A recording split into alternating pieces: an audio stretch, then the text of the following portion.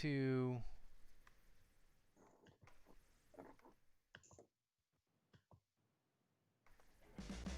This is Sean Payton, head coach of the New Orleans Saints. What's with this Saints happy task? This has to be the worst Saints podcast in the world. Ralph can't say anyone's name right. Andrew doesn't know football. Everyone has a hard time listening to Dave. And is Kevin even there tonight? The audio with this podcast, my God, the audio, it's painful.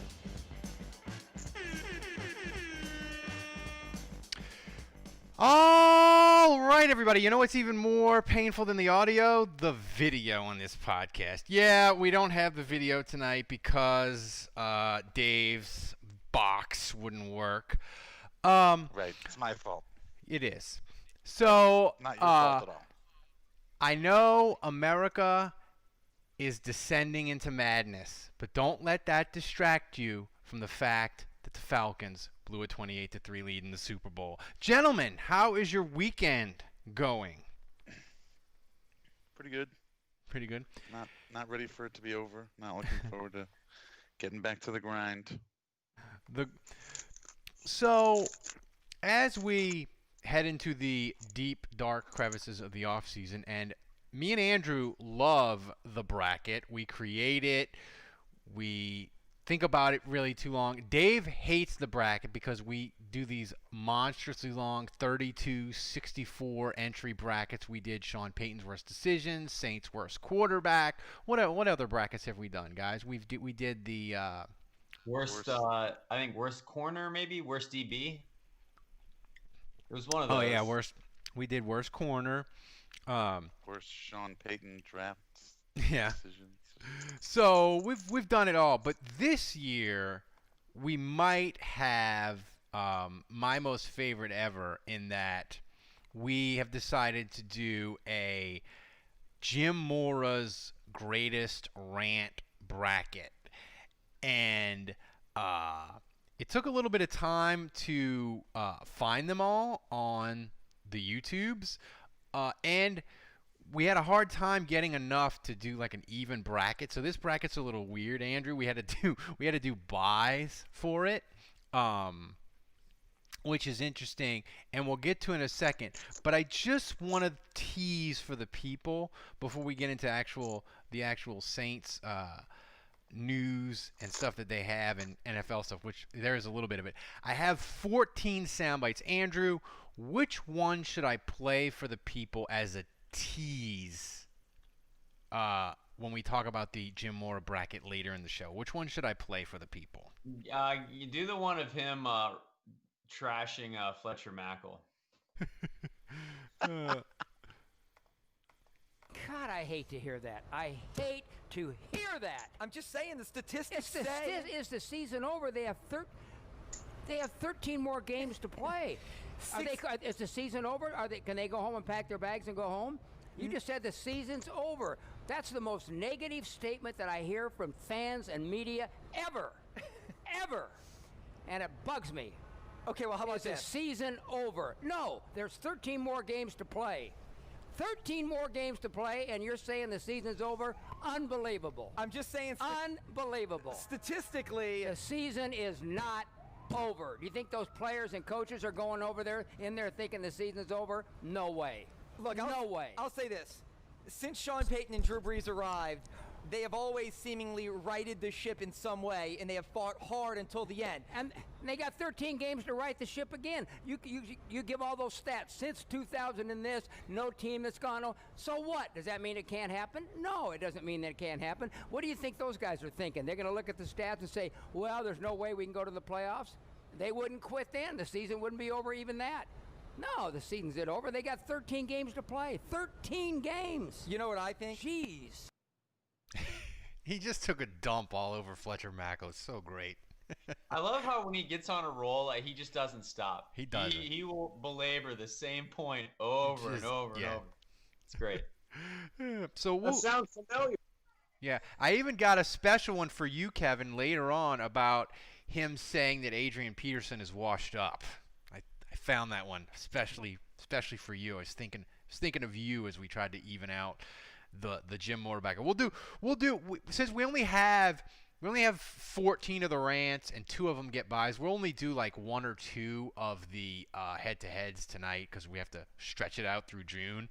So we'll get to that later. Andrew said at the bracket we had a very short discussion on who got the buys. There was a lot of agreement there. It was just Diddly Poo got the buy and playoffs are the 2 ones that get the buy. The rest of them. So. Some actual Saints news. Michael Thomas, Andrew, he ejected on his Twitter. He like closed it, reset it, or something. I don't know. I didn't catch what he did to make him feel like he needed to reset the Twitters, but he's reset it. That was interesting to me. Before we get into some other Saints news. What the hell does that mean? Y'all were texting that before the show. What does resetting Twitter mean? What are you talking about? So he deleted his account and just created a new one from scratch. Yeah. Are you serious? Yeah. So like It started from 0 followers? Yeah, he started from 0 again. What's his handle now? Is it different? I think it's it's the same one. Can't guard Mike. Well, then... It's the same. So, Jason, if Mackle was a Tulane alum, maybe he wouldn't have asked that dumb question. But alas, he went to Loyola. I'm here for the Fletcher Mackle slander. I'm here for it. But yeah, it's just interesting to me that he reset the Twitter, and that Dave, he's been catching a lot of shit the last couple weeks because Michael Thomas, he categorizes every fucking slight on people, from fans, from washed up receivers to scouts to coaches. He categorizes them all. I just wonder if like his PR people got to him and is like, Michael, you need to like reset the thing and start over. I don't think he reset. I don't see any reset. It says join July 2013. He's still at Can't Guard Mike. He's got 411,000 followers. I think this reset was all in his head, man. I don't know what the hell these people are talking about. No, I think he might have deactivated, but then came back. Oh, okay. Like I think with Twitter, you can deactivate your account, but then come back when you want. So I think that's what happened. And how long was he gone for? Not that long. I would say less than an hour. So why are we discussing this? So basically, the story is Michael Thomas deactivated his Twitter for 45 minutes. It could have been an accident. Great first topic. Our host is fucking terrible. Hey, it's the off season, man. It talk is. About, what Michael Thomas does on Twitter. The only real interesting Saints news is that the NFL decided this past week that they're doing away with the pass interference review rule, which they failed to even try to implement in an honest way. The referees didn't like it. So to me, Kevin, they purposely torpedoed that rule so they would get rid of it. And the thing that makes me mad, the thing that made me annoyed, is the media was super excited that the pass interference review rule got torpedoed, and it infuriated me because the media, it's just like, oh, you're totally fine with horrific calls deciding huge games. That's okay. Like, we don't want to get it right. And I was really mad, and I went at some national media people, which I really don't do on Twitter. Am I right to be infuriated that they just totally trashed the PI rule and it's no more? Yes. I mean, what the fuck you want me to say? The NFL, the referees fucked up a call. We already know. The NFL never really apologized for it, never got in front of it, never took accountability for it. And then they implemented this rule that was an obvious make good, but they fucked up the implementation of it. And now they're backpedaling and getting rid of it. So it's like a slap in the face all over again. I mean, that's it. There's nothing else. What do you mean do? Just yell at the fucking at my phone for 10 straight minutes? That's why we No, have you I'm on this not. podcast, Kevin. I'm not, man. There's fucking more anger, Kevin. Kevin, I was hoping you would you're give on me mute. an excuse to make another card off a rant like I did last week about your Sean Payton toilet bowl rant. Oh man, there's still time on this show. It's early. Yeah, it's early. Well, here's the thing, Dave. If the NFL doesn't care about what happened to the Saints in the 2018 NFC Championship game and they'll try a rule out for a year and then get rid of it, to me, They don't. they're never going to do anything about pass interference now. Like, that's the most egregious pass interference. That's the most egregious a pass interference call or non-call can be. And the NFL just gave the Saints the double bird and we're like, fuck it. We don't care if we get shit wrong. And so if that doesn't change, if that doesn't press them to make changes that are permanent and make it so they can get it right, like, they're never going to care. Like, there's never going to be another attempt to fix egregious pass interference calls again, I don't think, this decade. Well, I mean, they got rid of it because it was sort of a black eye on the NFL. I mean, it made them look bad. It was embarrassing because they, there was no standard. One call might go one way in one game and another way in another game, even though it's, the same exact kind of play or whatever. I agree with you that I think they'll probably table it and never revisit it for a good while. They've always, the discussion of making pass interference has been around for a long time. And obviously they went with it this year finally. Sean Payton helped get this thing passed at the last minute last offseason. But I think they'll say, yeah, we made an attempt to do it. We looked at that. We did that. It didn't work. Let's move on. I bet you anything they'll start giving a shit if it affects their Los Angeles franchise. Wendell, somewhere, Wendell Pierce's ears perked up, and this started to play, the X-Files music, and he smiled because Wendell Pierce truly believes that it was a conspiracy to keep the Saints out of the Super Bowl in 2018 because they needed the Rams to be in there. He told me and Dave that, and I 100% believe him. And oh, by the way, if you haven't listened to the Wendell Pierce interview, you totally should. It's fucking amazing. Me and Dave we hardly talked at all, Dave, I think, as when I re-listened to it. It was...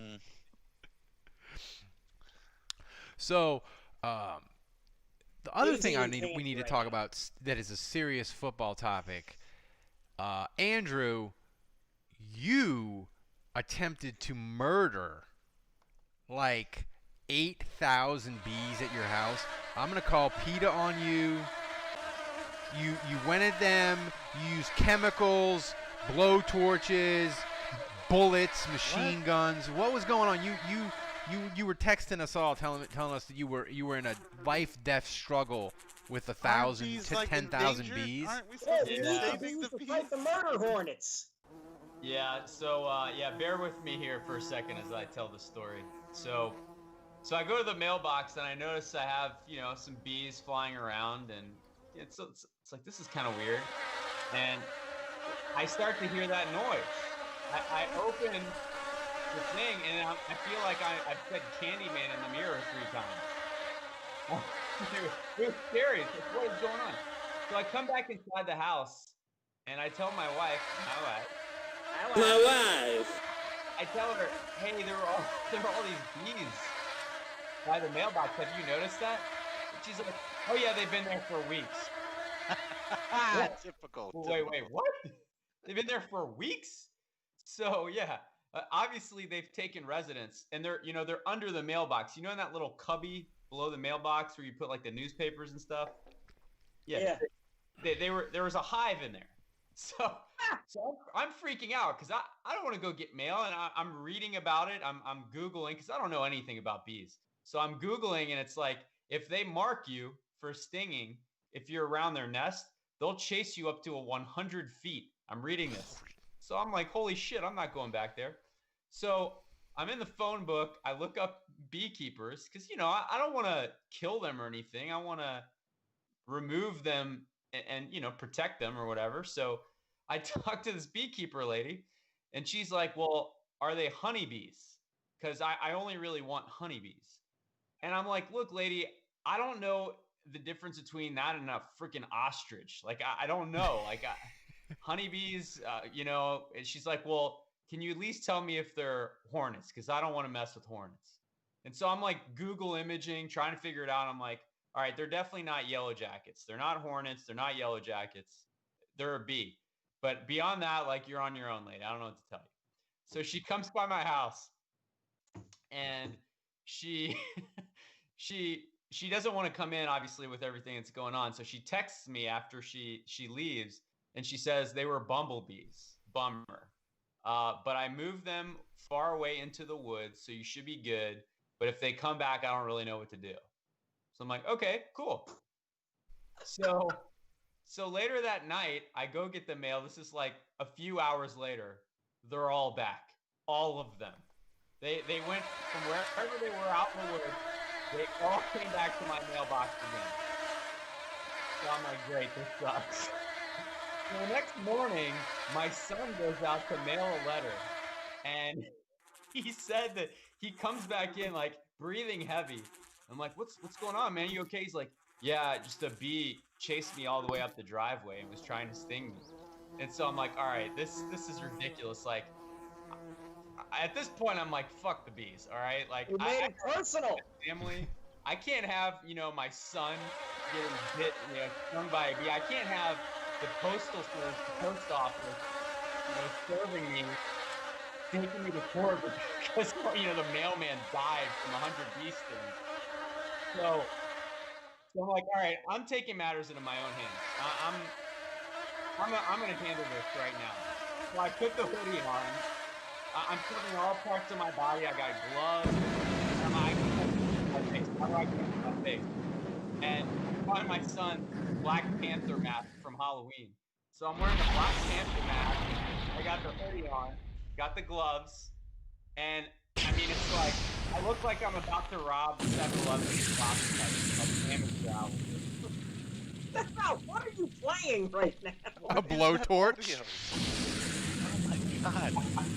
So lose I'm that. standing like I got the wasp spray, that goes like 30 feet. It's like the Yeah. shoe spray. And so I'm standing like 20 feet away from the cubby, like far away. And I got the mask on. I'm sure the neighbors can see me. Are just like, what the fuck is this guy doing?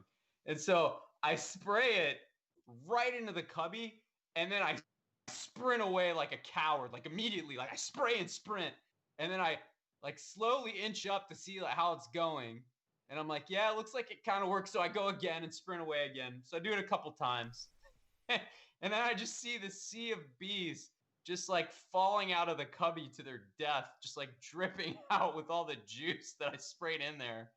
And yeah, so I took them all out, man. It was terrible. Killer. It was terrible. So you genocided an entire colony of bees. You're Bee Hitler. Yeah, I mean, I hope there's no beekeepers that are patrons listening to our podcast. It was definitely not good for the environment or nature. I'm not really like an animal killer by nature. I don't hunt or anything, but man, this is life or death, I got to be able to mail stuff. Sorry for people in the chat room. I think my sound effects there were a little excessive. Yeah, just a scotch. This is scotch. But at least they were bumblebees, not honeybees. So, Yeah. What does that mean? What's the difference? I don't know. Apparently, honeybees are more valuable to the ecosystem. I know, but are they more dangerous? Oh, or more valuable to the ecosystem? More valuable, yeah. So if you could have a murder hornet mate with a honeybee, would that be a murder honey? Yeah, murder, honey. Oh So yeah. The other thing was the beekeeper was very disbelieving. She's like, "Well, this is very rare. They don't usually find habitat in a mailbox. That's very very rare." And I'm like, "Look, lady, I don't know what to tell you. I got a beehive in my mailbox. Like, what, you think I'm lady, lying?" lady, they are coming for my children. Yeah. So, How am I gonna get my crew to taste some cup in the mail if I don't take care of business? speaking of that, we mailed out all the May swag items to people, and we mailed out the people who were gracious enough to donate to the West Seattle Food Bank. We said if you donated, we would send you a T-shirt. We sent all those out. So if you don't get your T-shirt or your swag by like Wednesday, something has gone wrong.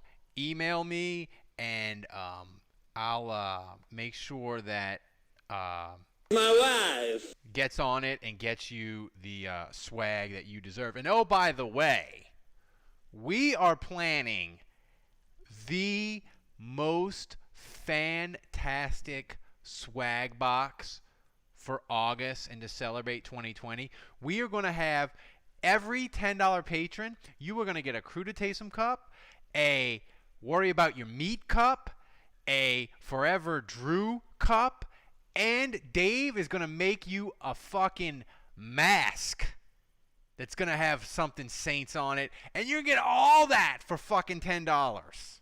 So if you're a $10 patron, stay with us. If you're not a $10 patron, you should sign up. That's what we got coming for you in August. So just A lot think of about swag. it. It's great. Where are the So- funds coming for this? Well, the thing is, we just take all the money To that be we use. determined, Kevin.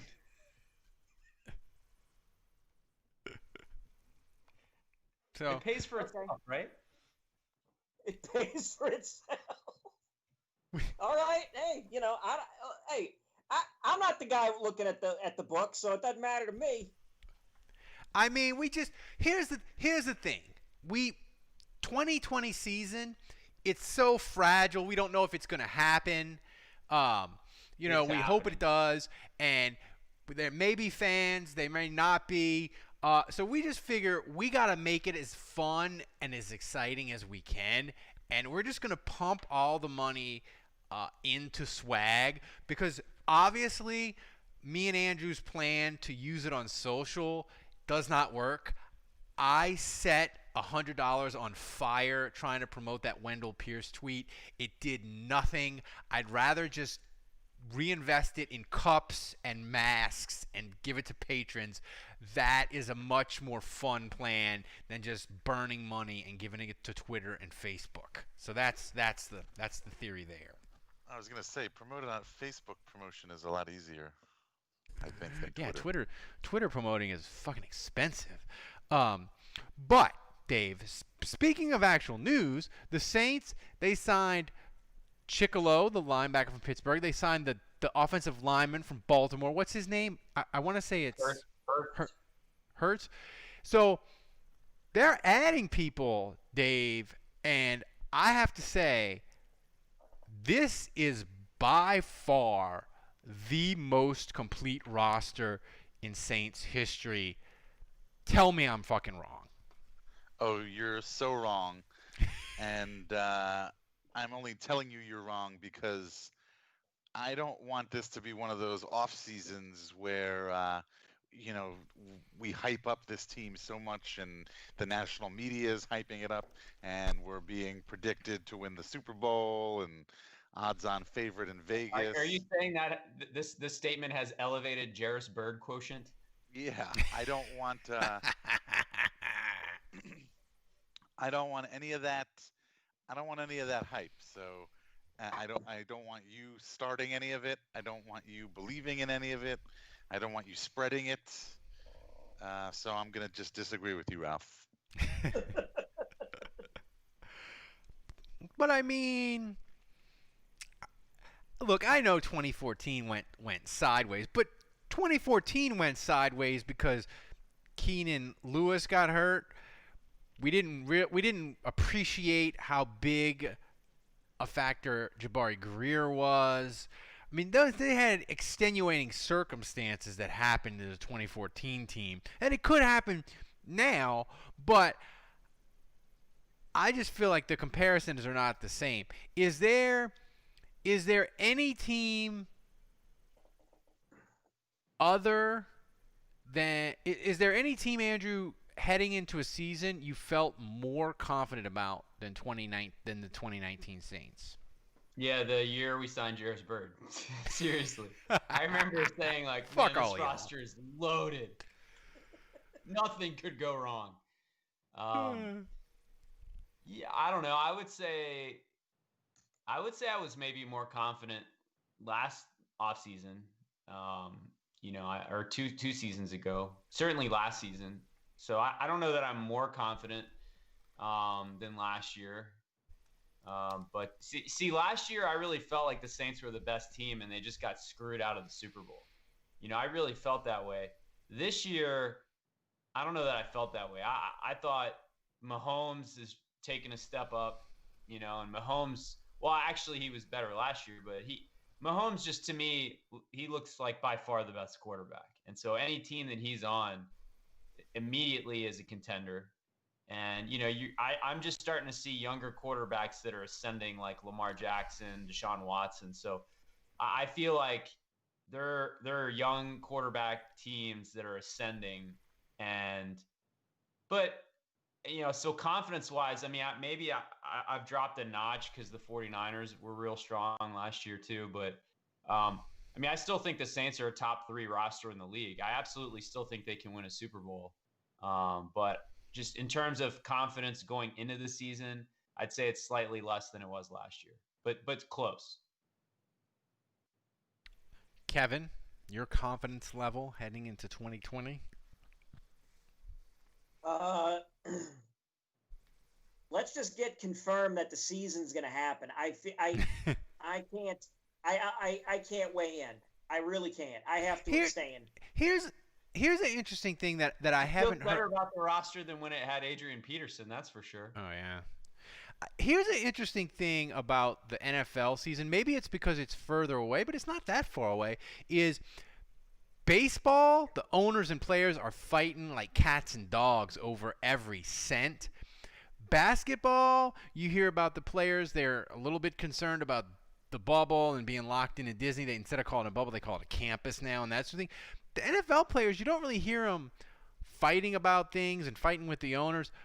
But Dave, I saw today, I think it was Channel 6 or maybe it was Channel 4. They said that the Saints they're basically preparing for every scenario. They're preparing for no fans, 50%, and 25% fans.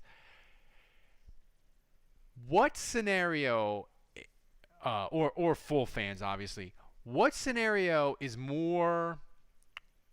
do you feel is more appealing to you? Is more appealing? Would you rather it, if it's going to be like 50%, would you rather it just be like 15,000, or would you rather the dome be half full? What scenario is more appealing to you that's not a full stadium, as far as like the game day experience or safety? Like, what's more appealing to you as a season ticket holder that may be going to all these games, or a good portion of them? Well, I mean, that's the thing is I'm planning on only going to like 3 games this season. I'm assuming they're going to have some kind of lottery system set up, because you're going to have to divide these games among all the season ticket holders. And I'm thinking 3, maybe 4 at the most. So, that's where I am mentally. And, I don't really know if it makes a difference between a half of, 50% or 25%. I think both situations are weird. I'd rather 25%, just because, I don't know, you've got more. It would be kind of cool to go to a game and sit in your seats, and there's nobody sitting in the row in front of you or behind you, or 3 seats next to you or 3 seats to the right of you. You can really spread out, and and not have to be worried about being touched or being bothered or anything like that. It's gonna be weird because the thing is, I went to a ton of Tulane games in the 80s in the Dome and even into the 90s. But the thing was, at the Tulane game, when they had 25, or if they would play an SEC team and sometimes have 35 or 40,000, like when they would play Ole Miss, everybody would congregate and get close. So even though you might have a 50% full dome, it felt fuller because everybody was close together, right? Now they're going to want to spread you out. If they spread people out and it's less than 20,000 people, Andrew, it's just going to be fucking weird. It's going to be like there aren't people there at all. I feel like I should channel my inner Jim Mora here and say, Ralph, this has got to be the dumbest question. I mean, I just hate this question.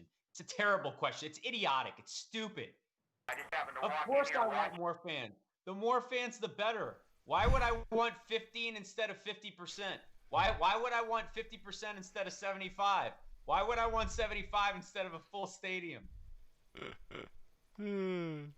It's true. I mean, seriously. What kind of question is that? Well, I mean, because I don't know how much of a difference, a sound difference, a 50% full stadium is going to make over a 25% full stadium. The less amount of people you have there, the quieter it will be, Dave. I mean, yes, but how much louder is it really going to be? Well, what do you want me to give you, like a decibel number? Maybe. Come at me with facts, bro. I mean, I went to Tulane. Yeah, I'm with Ralph. I went to Tulane games in the mid '90s, and I felt like in the Dome. I mean, I went in the '80s, but I feel like most of the Tulane games that I would go to in the Dome. There's a closet Tulane fans. You can admit it. It's fine. You all love. Yeah. I never thought I didn't like Tulane. I like Tulane, but it was always somewhere between 50 and 20,000. But Ralph's right. There was never anyone on the terrace level. So like the top concourse was empty, and so you'd only have people on the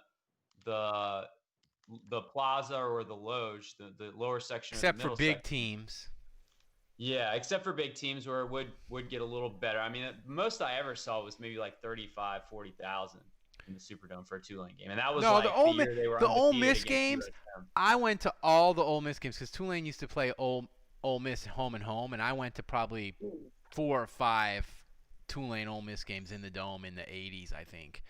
And those games, because Ole Miss has a ton of New Orleans alumni. I was going to say that was probably all Ole Miss fans. So. It was. It was all Ole Miss. It was probably 75% Ole Miss, but it would be like 40,000. It'd be sprinkled in the terrace. I just think spread out. I don't know. I don't think it's going to be a great atmosphere. Like I think people will go and they'll be like, it's just not as fun. I mean, right, and that's my point. I think it's not going to be a great atmosphere. It's not going to be as fun.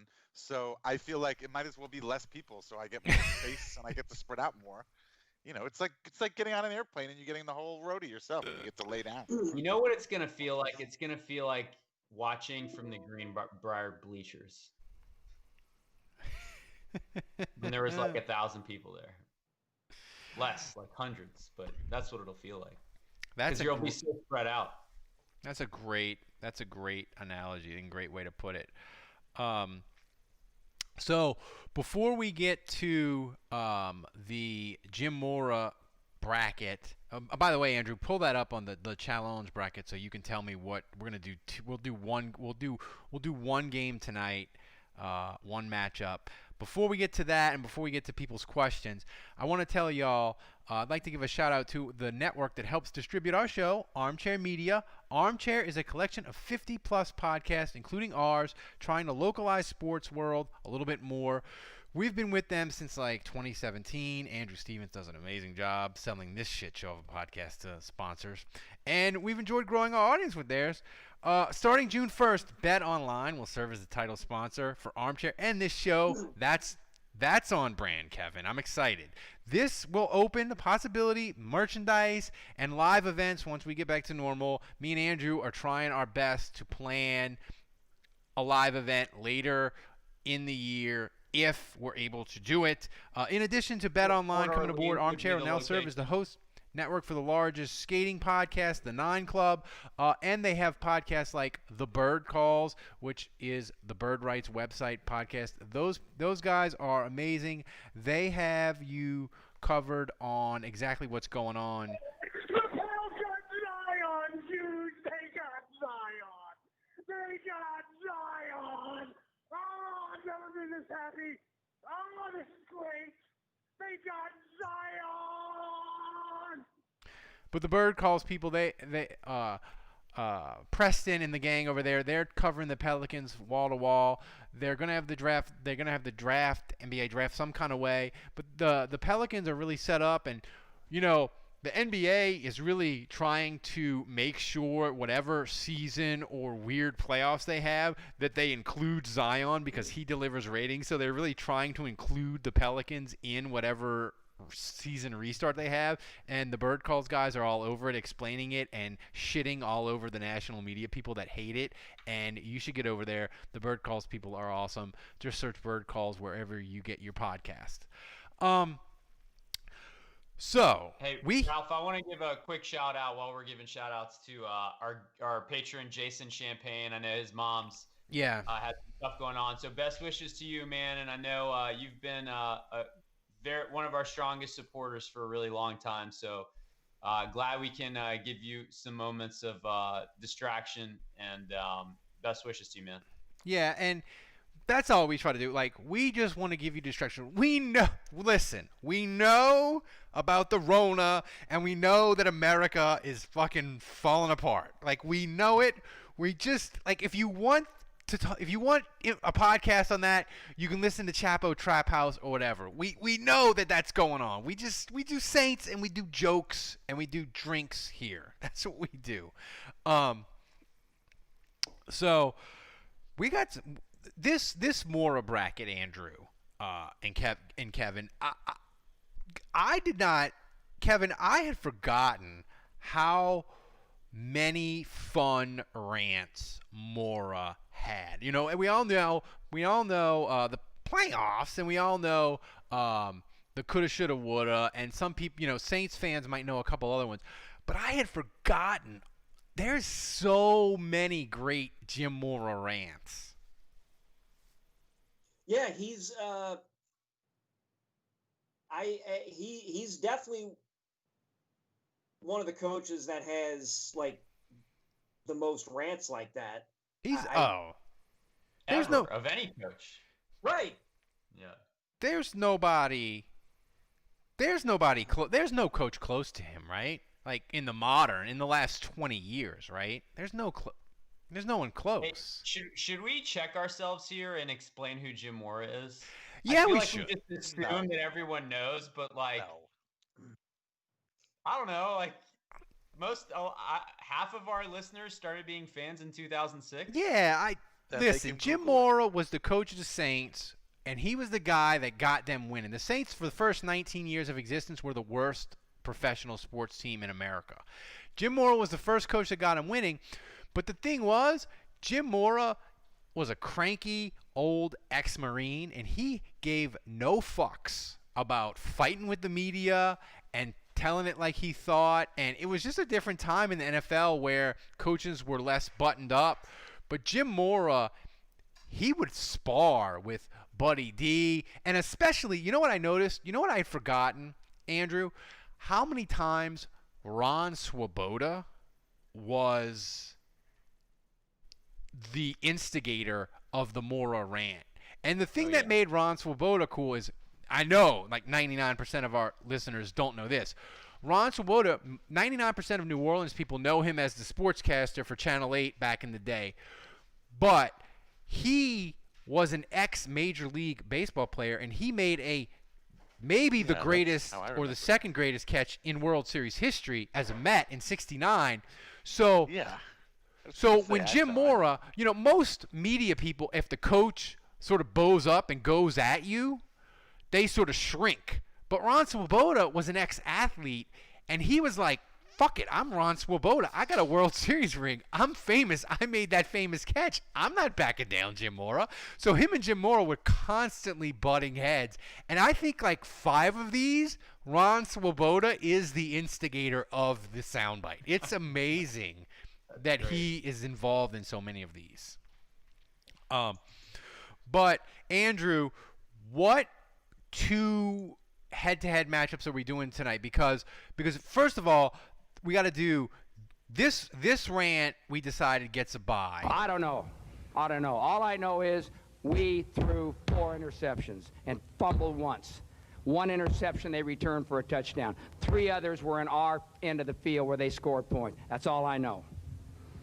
That's inexcusable. Inexcusable. Playoffs? Don't talk about it. Playoffs? You kidding me? Playoffs? I just hope we can win a game. Another game. So that gets a bye.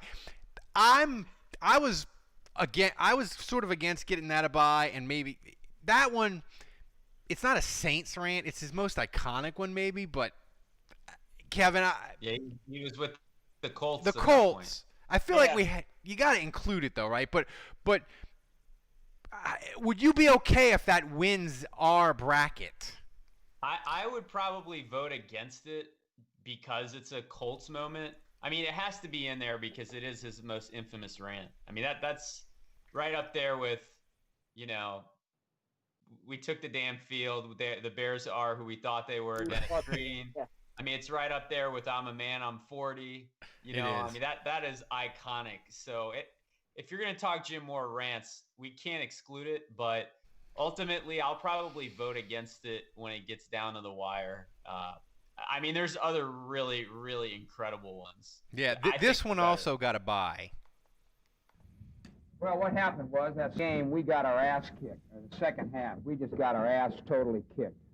We couldn't do diddly poo offensively. We couldn't make a first down. We couldn't run the ball. We didn't try to run the ball. We couldn't complete a pass. We sucked. The second half, we sucked.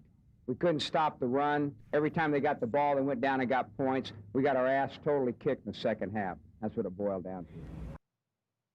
That is Mora diddly poo. Kevin, didn't he resign like 3 days, like the next day after that rant? Shit, I'd have been what? 90. It'd have been 90. I don't even know what year that was. 96. So I couldn't even tell you how old I was. 96.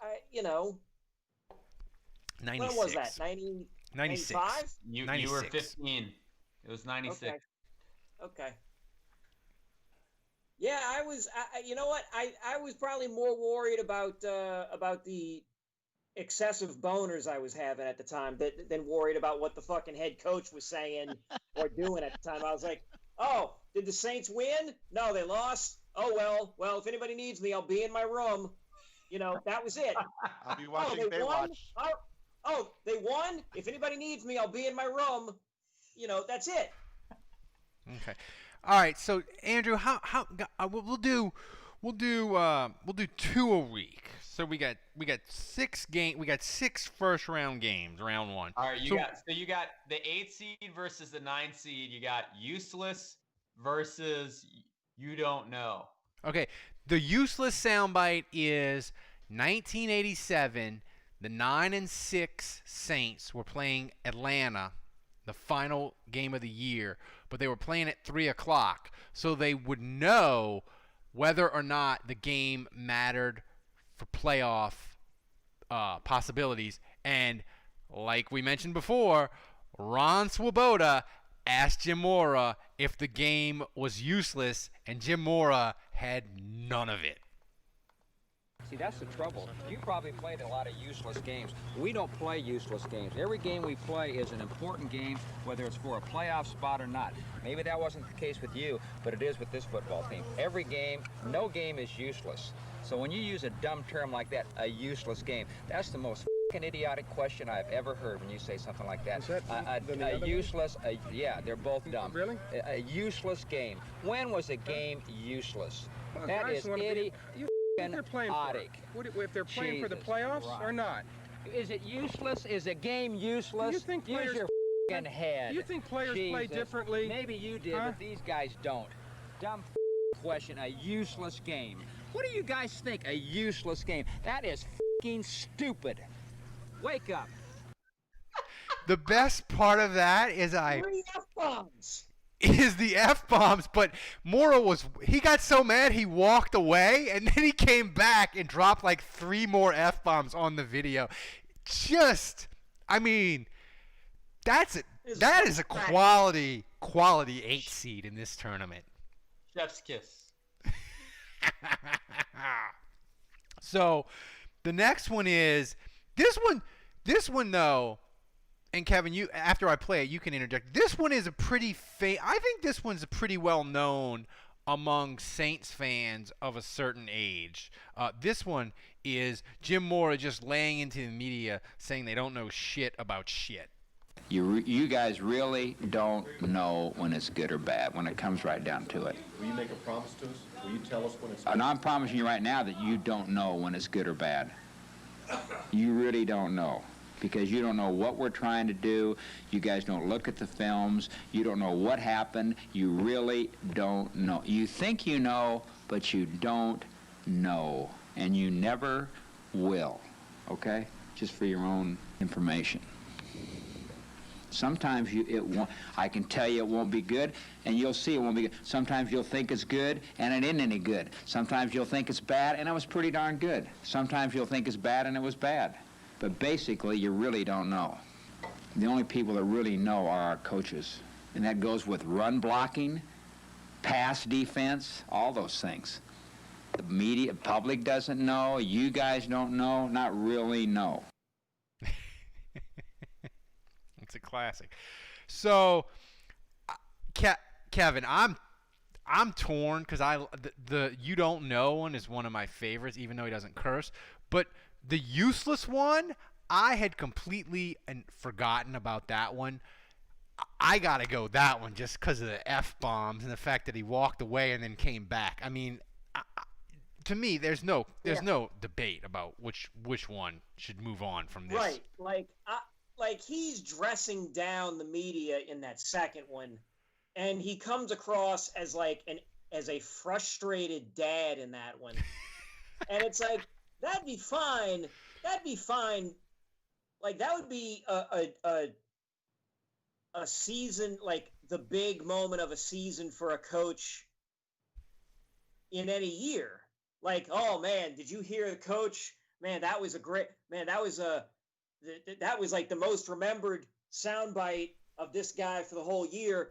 But Mora was just spitting gems all the time. So, I mean, I agree.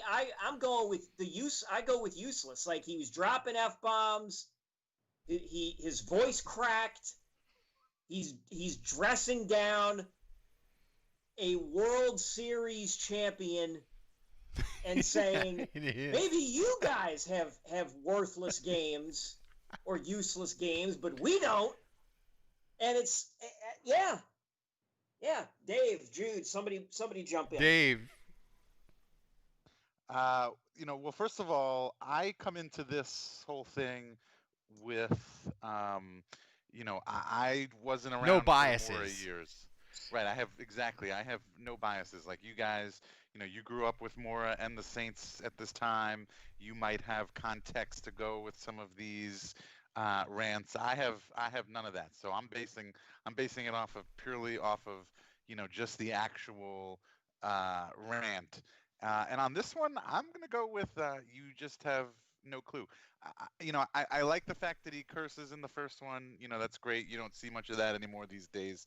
But in the you just don't know. I mean, he's basically saying to these reporters, like, your job is to analyze football, and you don't know shit. shit.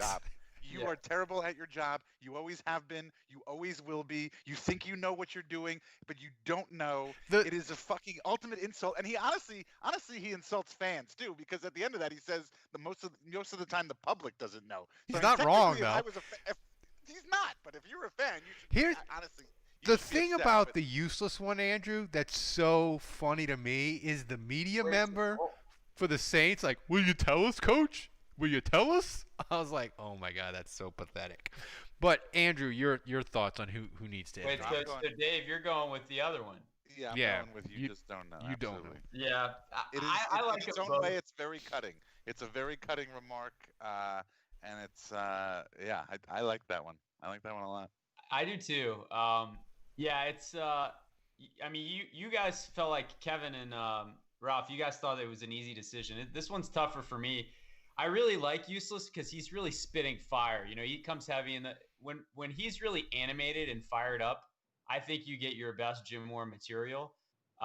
This one, you don't know, was way more measured though. He was more calculated, almost more insulting because he wasn't just aghast and losing his mind. I mean, he really delivered a message just like, I just want you guys to know that you don't know because you think you know, but you don't. And you're never going to. The interesting thing about it is I couldn't find it. I'm like 90% sure it was the media saying to him, it was like that was like 1990 or 91. It was early in the year where they weren't getting a lot of sacks. And the media was like, you're not getting sacks. Is your defense not playing as good? And he was like, you don't fucking know what you're talking about. Like, the sacks is not it. But that was the beginning of the clip, and I'm 90% sure that's what it was, but I searched and searched on YouTube. I couldn't find it, but I'm pretty confident that it was talking about what is and what isn't a good pass rush, which nowadays with analytics, you would know that Jim Mora is 100% right. Like, it's not just sacks. So that was interesting. So Andrew, your final vote. I'm going with Useless. Yeah, so Useless goes through. So we're going to do 2 a week to stretch this out through June. So the next one, this one is already illegitimate. This one, I did not know this gem existed, but I'm going to set this up. This is a call-in show from like 94, 95 where Buford Jordan, they had the Hey Buddy D show, and then they had the Buford Jordan show after. And Jim Mora. No, it wasn't Buford Jordan's show. It was some other guy. Oh. And Buford was just a guest on the show. Yeah. Buford Jordan was a former Saint fullback, and he had since retired. But him and Jim Mora had always kind of butted heads. Mora kind of always hated Buford Jordan. Yeah. And so he was retired, but he came on the show as a guest, and Jim Mora calls in. And Jim Mora called in to the show live. The 90s were wild, and this is what happened. I just happened to walk in here and watch it, and I got to tell you something. It makes me almost want to vomit. And I'm being very honest with you. First of all, Buford, you absolutely have no idea who can tackle and who can't tackle. You're sitting back there saying they need to work on tackling drills. This guy can tackle. This guy can't tackle. You never come to practice. You absolutely have no idea how much time we spend on tackling. And for you to say that we have a bunch of roughnecks back there that need to learn how to tackle is ridiculous. Nah, I didn't say that. I didn't say that. I'm going to tell you something, Alexander, and this comes from the heart. Don't ever ask me to be on your show, because when I do occasionally watch it, it really makes me want to vomit. And I don't think you're a Saints supporter.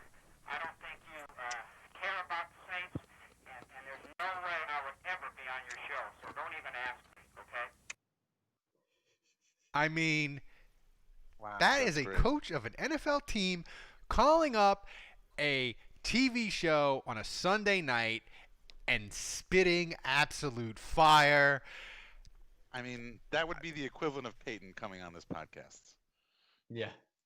That would be the equivalent of Peyton coming on this podcast Monday night after a Saints loss and just ripping one of us to shreds.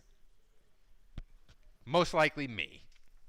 He'd be like, Kevin, you don't know anything about football. And Kevin, yeah, and then I would be like, well, yeah. Yeah. I'm here for the Yeah. I mean, Yeah. I mean, I knew I would love this tournament as I was doing all these sound bites today, but doing it now, it's just magical, these sound bites. I mean, this is an incredible 4 seed. But I got this one. This one's short, but I stumbled upon this one when Andrew sent me the one that we played earlier as a teaser about when Jim Mora just rips Fletcher Mackel and shits all over him about the season not being over. I stumbled upon this soundbite, cranky Jim Mora. This was 2017 after the Monday night game in Minnesota. The thing that makes Jim Mora so amazing on Channel 6 is the postgame show when the Saints have a primetime game and it's past his bedtime because he's in his 80s. He just gets really, really cranky and ornery, and he proves that he's still got it. But, Kevin, I did this soundbite especially for you because you apparently hate Adrian Peterson as much as Jim Mora. Yeah, because he didn't play. I mean, I'm sure there's other games where he might have had first 6 carries, only gained 18 yards, but he played the rest of the game, so he didn't play any. And he shouldn't play any. He's not good enough. He's had it. He's over the hill. He's done. He's old. Audio like our podcast there. Just dropping the mic. It's not as strong as the ones before, but Kevin, I did that just for you. Okay. I appreciate it. I will take any Adrian Peterson slander that I can get. So. I think for this one, Kevin, would you have putted it straight through to the championship if at the end of that sound clip he had said trade down? If he would have said get rid of the child beater and trade down, then yes, I would have said that's an automatic bye to the finals. Double bye. Gets the double bye. Right. The coveted double bye. I mean, just calling into a radio show and saying he wanted to vomit 5 seconds in, I mean, there's nowhere else to go with that. That's actually a dark horse to win it all, I think. Yeah. Yeah. I don't know, man. So that's the 2 we're doing tonight. So is that unanimous? Dave, are you going with that too? Totally. Yeah. I mean, the hardest thing with this, as we do them, I'm so tempted to I want to do them all tonight, but we gotta stretch this out because it's June. Well, and we should do one more though, because now Buford Jordan Collin doesn't have an opponent. So, playoffs is playing. So playoffs plays useless. Okay, so we'll do. Okay. Buford Jordan Collin needs an opponent, so we should go one more. This. Okay, so we'll do. We'll do this one. This is a pretty iconic one. This was from 1993. The Saints had started this one might 5. Be my favorite. They started 5-0, but they quickly went downhill. And they played, I think, Green Bay on a Monday night. And Wade Wilson, he started out like a house of fire when he replaced Hebert, but by then he was a basket case and terrible. And he got injured against the Packers in the third quarter, and it was still kind of a game where the Saints were in it. And the Superdome fans cheered because they wanted Wade Wilson to get the fuck up out of there. And Jim Mora. At the time was Woodrow Wilson. Yeah. And Jim Mora, after the game, this is the first thing he said. And remember, this is a Saints home game. So when he says this, he is talking about Saints fans. You know, I'd like to begin my remarks by saying this, and I mean this in all sincerity. I've been coaching for 34 years, and tonight I saw and heard one of the most disgusting, rudest, sick demonstrations in my entire career, probably the worst. When Wade Wilson got hurt, I actually looked up in the stands and saw people standing, clapping, and cheering when he was laying on the ground with a knee injury. And I'll say this, those are some sick, sick, sick people, mentally sick. I thought it was horrible, disgusting, embarrassing, shameful. It stunk. People are sick when they do something like that. Absolutely friggin' sick. Guy's out there busting his ass, like all of our guys were, gets his knee blown up, not badly, hopefully, and they're standing and cheering and clapping. Those are sick people, sick in the head. They ought to get their ass thrown right out of the stadium. Coach, do you think the fans' reaction to what happened to Wilson affected the whole mood of your team? No. It was the sickest thing I've ever seen in 34 years of coaching. Sickest I've ever seen I need a in 34 bell years to of say coaching. how many times he says sick. It makes me want to just, I don't know. I can't describe it. Words don't describe how I feel right now of what happened tonight. Words cannot describe it. What about your players? I don't know. Ask them. I would hope that they'd be upset as I am. If they, I would hope so.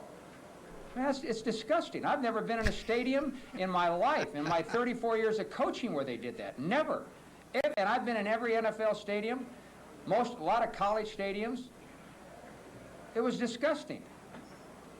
The people are nuts. They're sick.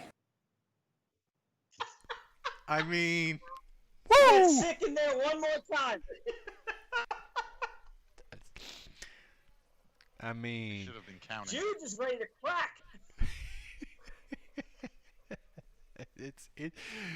that is a strong 5 seed. I mean, dude, if he did that today, that would dominate First Take for a week. Yeah. So, this one, Dave, you want to weigh in? Are you in a coma? Nope. I'm waiting for the next opponent. I want to see what that's got to go. so up the against. next one, I will be honest, I didn't remember this one at all. But I stumbled upon it because, we need to have a certain amount for the bracket. And this is Jim Mora during 95, 96 when the Saints, they're not any good. It's kind of like, is his employment questionable in this? So he's just like, after practice, he's just like super calm, almost like playing with the media. This is good. You have been somewhat criticized this year for not being pissed after some of these losses. And if there's one thing, maybe today you seem like you are, for the first time all season, pissed off. Well, let me tell you something, Kenny. What I seem like or what I say or how I act to you and to the public isn't necessarily how I am. There's sometimes when I've been nice and calm and cool and collected and you think I'm very low-key, and inside I'm as pissed as I can be, okay? Just as pissed as I can be, and I might have spent an hour chewing out our team. You don't know that. You don't know what I said to our team. The public doesn't know what I said to our team. Sometimes I might be pissed off over here, and I might have been Mr. Nice Guy to the team. Nobody knows. Nobody in this room knows, and nobody out there in the public knows what I say to our football team. So how can they determine whether I'm pissed or not pissed? Whether I'm pissed to you guys don't mean a hill of beans to those players, okay? It's my reaction and how I talk to those players that's important, not how I talk to you or the public. That don't mean shit. And they don't know. So they say, well, Jim's too calm? Bullshit. They don't know whether I'm calm or not. They don't know how I've responded out there to a meeting. You guys don't know whether. You've never been in a meeting. So you don't know. He was getting worked up. I wish that the sound would have continued. I'm sure he probably threw something at Wilkerson. That felt eerily similar to the "you don't know." Yeah, it did. Yeah. Yeah. It's like you don't know, but like with a sprinkling of cursing. A light dusting. I mean, it was good. It's a good one though. I mean, it's strong, but the thing is, the sick rant. I mean, if it's iconic. Sick. People are sick. Sick. They're sick in the head. Sick in the head. 34 years of coaching. I've never. 34 years of coaching. I've been to every stadium. Could we do a bracket like this for Peyton-isms? I don't know. Yeah. I mean, Worry About Your Meat would be up there. Worry about your meat. The thing is, Sean Payton, his stuff, I don't think he's ever like lost his shit after a game like Mora did. Has he? Right. No. You know? Like No. he's sort of like sly and arrogant and condescending and all those fun things, but he never like just totally like loses it. You know, we got Mora, we got some strong ones coming. I mean, next week. Peyton likes to let his Goodell clown shirts hidden under his subtle other shirt. Yeah, I feel like Peyton's more thinly veiled. Yeah. Peyton likes to keep it highbrow. Jim Mora will punch you in the fucking balls. So I mean, Andrew, I'm going sick. That's the one here. Yeah, no doubt, no doubt. I'm thinking sick might go all the way. Yeah, I don't know. I mean, that has a decent chance. I mean, the thing is though, I've got one that I know y'all don't have any recollection of, because I had zero recollection of it, and it is a hidden gem. We'll get to that one next week. But this one, I think, is anybody going with the calm Jim Mora rant that he does get pissed off, or are we all going sick? Sick. Yeah. Sick. Not even close. So it was 2 clean sweeps. So we'll do the next week. I mean, next week, the thing is, Andrew purposely seeded some of this wrong, because he's got one rant in here that is a 6 seed that has no. You will hear it and you will be like, Ralph, that should have been broken up into 3 separate rants of its own. But we'll get to that next week. That's called the tease, kids. So we're halfway through the Mora bracket. So here's we got some interesting questions this week. This is from Saints Orihan, Dave. Oh, by the way, people, if you are a patron, sign up for our Discord server. We have all kinds of Saints channels in there. You can do your Saints chat. If you just want to do your Saints chat and you want to ignore all the other bile and crap on social media, sign up for our Discord channel if you're a patron. It's more nicer in there, and it's more Saints, and it's more fun, and it's less insulting and mean, because we have common interests. So if you're a patron, you're eligible to sign up for the Discord channel. Do it. So Dave, Saints Orihan asks, would an empty Superdome playoff game offer any advantage to the Saints at all? If so, what would it be? I mean,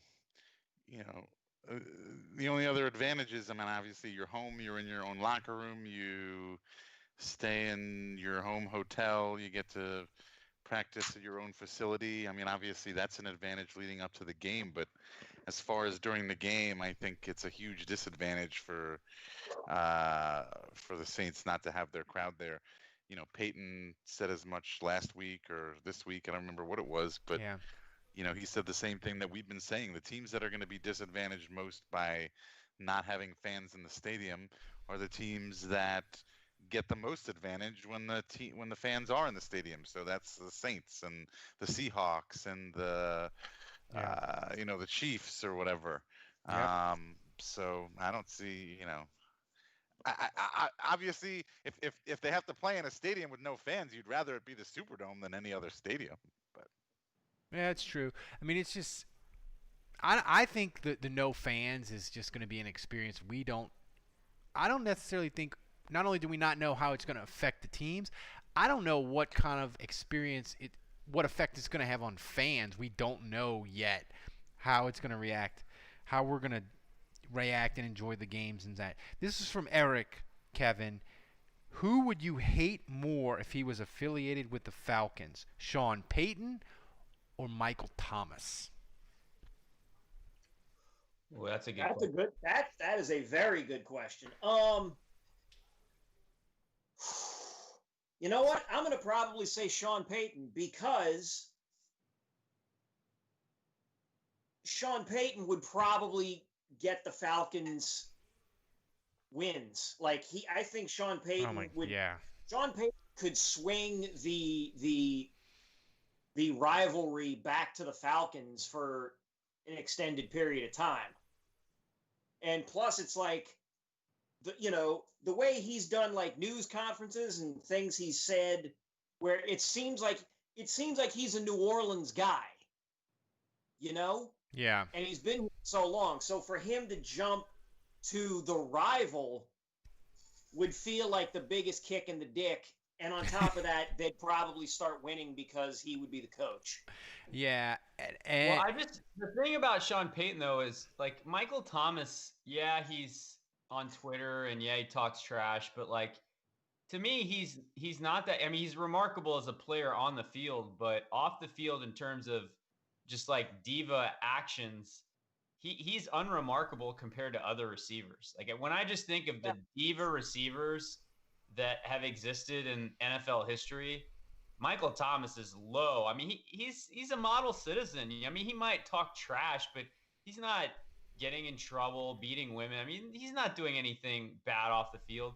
Sean Payton, and the thing for me with Payton is if you look at opposing fans, everyone, I don't get that from Michael Thomas. I mean, they might slight Michael Thomas and say that all he does is run slants or he only gets his stats by short passes. I mean, he might get slighted, but he's not universally hated by other fans like Sean Payton. Yeah. So, I mean, I love Sean Payton for that reason, but I think if he was on another team, if he had never coached the Saints and he just started with the Falcons, I'm sure I would despise him. I'd hate his fucking guts. Yeah. Sean Payton, man, he purposely pokes at his own players and the other fan base. We would fucking hate him because he would constantly be poking at the Saints, the record,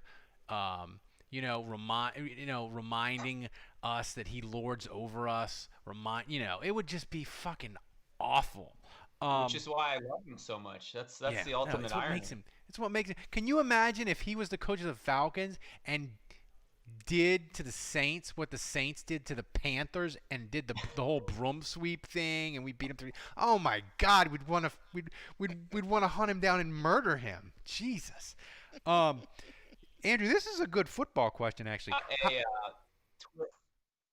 Well, I was just going to say, I saw a poll that said that, who's your most hated NFL team?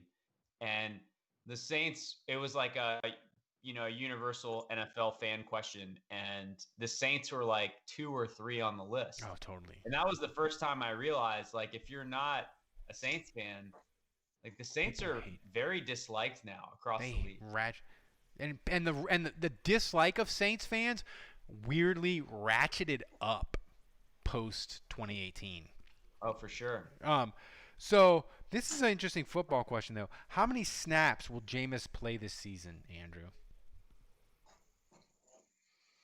I'm gonna say 0. Ooh, interesting. This question is from Chris. Dave, have you seen the prices to go to the Vegas game? Oh my God, I just pulled it up. The cheapest ticket on SeatGeek is $615. Oh, that's actually more reasonable than I thought. Actually, I thought they would have been more expensive, to be honest with you. I mean, you've got a perfect storm here. You've got, Saints coming, which obviously all Saints fans want to be there. You've got first game in the new. You okay there, Kevin? Yeah. Having some technical difficulties. Dropping. Rando homeless people in your house again? No. I'm glad we get to see this now. And then obviously it's the first game in the new stadium. And then I think, first of all, the reason I wouldn't buy any ticket right now is, what if they're only gonna allow 20,000 fans in this new stadium? Says the guy that just paid for his season whenever ticket. So I don't know why anybody's buying any ticket right now. And whenever they do make an official announcement on how many people are going to get to go to the game, that's only going to make those tickets even more valuable. Oh God. And they're going to go through the roof. Oh, totally. Because then you'll be able to be like, I was at the opening of the Raiders' new stadium in Vegas, and they only allowed 20,000 people in. Right. Like, Totally.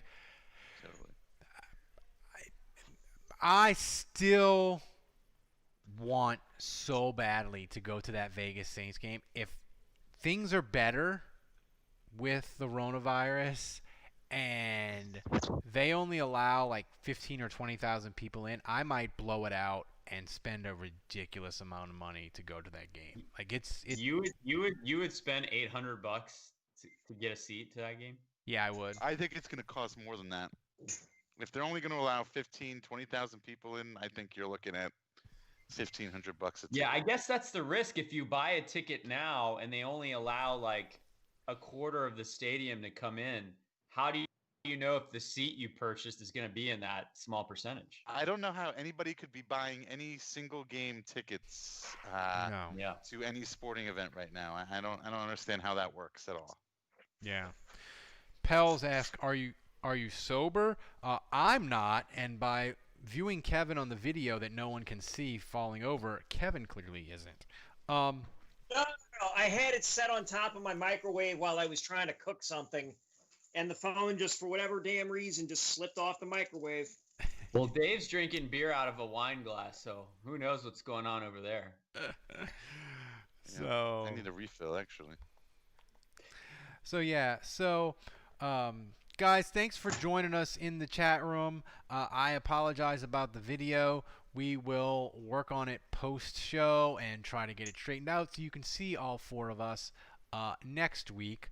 But you should become a patron. We have the best daily podcast in the world. We are fucking number 2 in Malta.